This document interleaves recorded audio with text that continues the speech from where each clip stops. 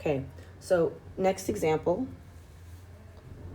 we're going to determine the value of angle R. So this time I wrote it out, but you might see this instead, okay? So they've only given me two angles, angle N and angle R. What is the angle relationship here? These are corresponding, which means they're congruent. So the same relationship as our earlier problem. So congruent means they're the same.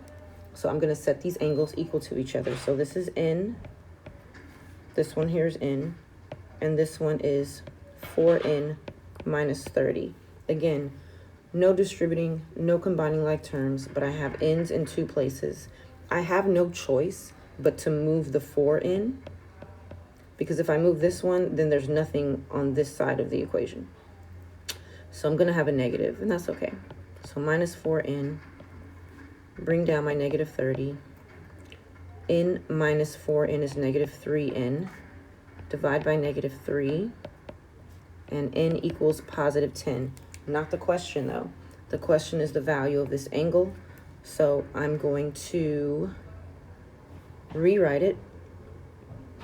But instead of N, I'm going to put a 10 in its place. So I get 40 minus 30. So angle R equals 10 degrees. And that's it. So it ended up being the same thing, but now we know angle R is 10 degrees. You're going to start going through your practice problems now. And yeah, I think we have 5 of them today.